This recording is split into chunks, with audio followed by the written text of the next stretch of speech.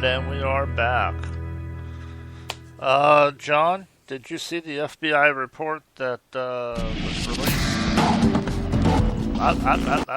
Stop that. Yes, I did. Yeah, I guess everybody in America that owns a motorcycle belongs to the Hells Angels, I guess. We're all gang. Yeah. Gang. Hey, you know what? Our governor here in Illinois rides a Harley, and I rode with him. You know what I mean? So I guess he's on the hit list for the biker club. Doctors, lawyers, governors, whatever you want to go, man. We're on the list. Yeah, so, I did a shameless plug again here, but I did a story on that on Conservative Hideout, and I went through on the internet and I picked up pictures of bikers and showed some retired folks, a man and a woman. Showed this one lady had gray hair, showed this one guy and his wife, and she's got a baby on like a papoose sling on her chest, and I mean it's just I'm like, yeah, these guys are hardened criminals.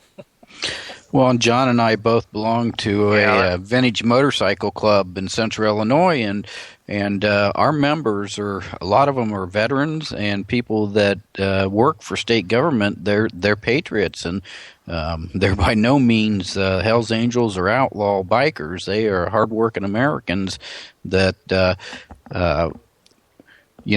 want to do what's right for the country. And I'm getting tired of people being characterized as something they're not. I know. It's crazy. I mean, it reminds me whenever, oh gosh, I can't even think of her name, but the first Obama appointee to the Department of Homeland Security, Napolitano, Janet Napolitano, and she put out that, or her department put out that report that the veterans coming back were more of a threat as becoming homegrown terrorists than Al-Qaeda, and I mean, that's crazy.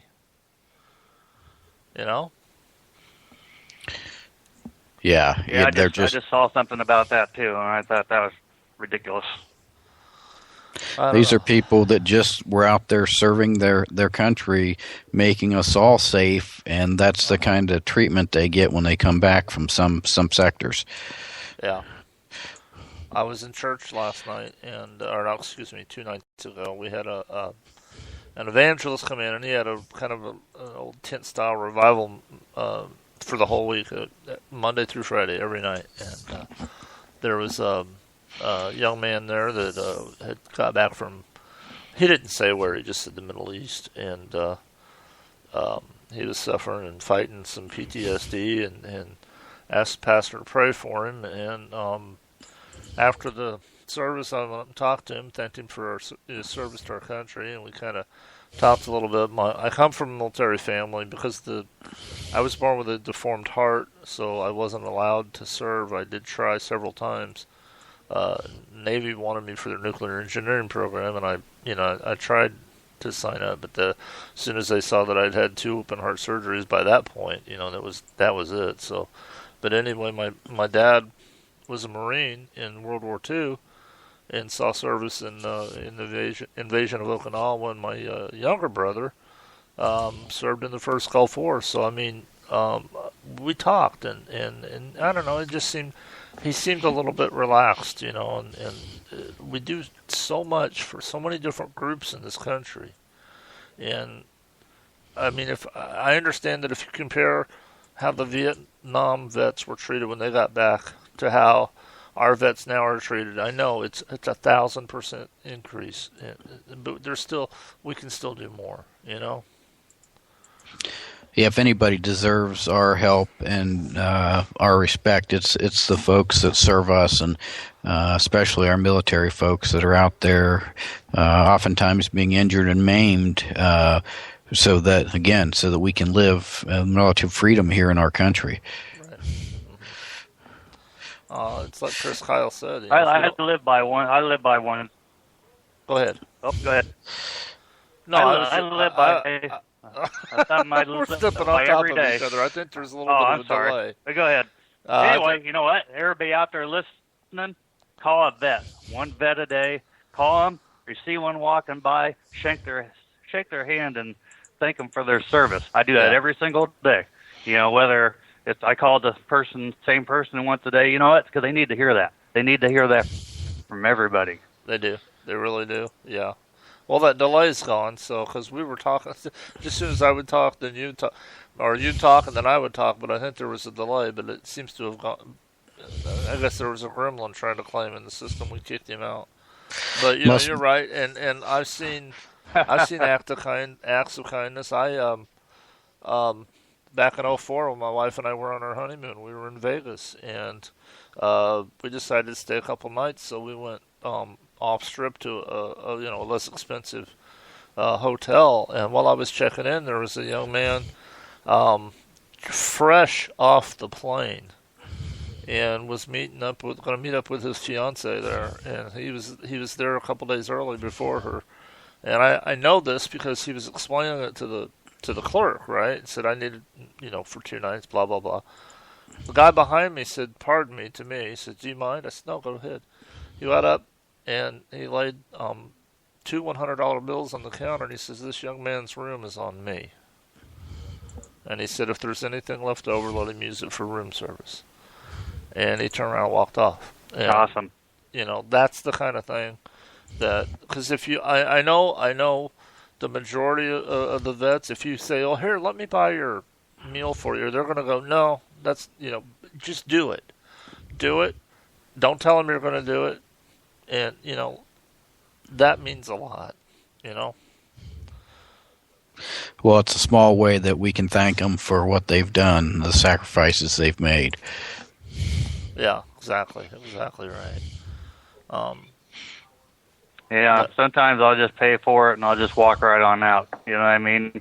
Uh-huh. I don't have to be, recognized for it or anything else. And you know what? Even going into the coffee shop or something, or heck, my wife and I, we've gone in before and, sat beside somebody that you could tell was a World War II vet, sitting grabbing his dinner or coffee by himself, and asked if we could sit down. And you know what? They're friendly as ever and love to share their stories. And they're great stories to hear, too. My dad, bless his heart, he's passed on now, but he wore his, he had a ball cap, and it had United States Marines on it. And it had his unit number and everything on it. My older brother had got it for him for Christmas one year. Dad wore that. He was so proud of that. And we went, we were at Walmart one day, and we were walking out, and I was helping Dad load the stuff that he'd bought into his car. And this I'll never forget, this young fella in a 4-wheel drive pulls up. Actually, he drove past us.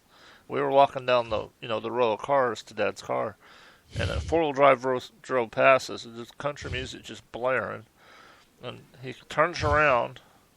He goes around and comes back again, pulls up next to us, and he goes to my dad, and he had a Marine hat on, and he still had the high and tight haircut, so you knew that he's, just home from the service, or he's home on leave, one or the other.